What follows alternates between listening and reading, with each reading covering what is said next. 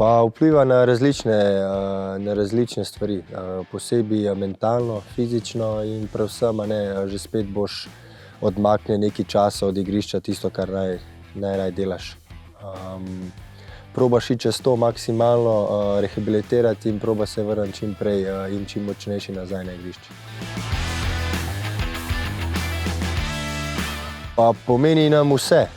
Kdorkoli je poškodovan, seveda prvo družina, klub, tako kot ste rekli, sponzorji, pač če nam dajo podporo, to, kar nam dajo, je vse lažje in probaš biti skozi pozitiven in čim prej, tako kot sem rekel, rehabilitirati se in nekako rehabilitacijo delaš v pozitivni energiji.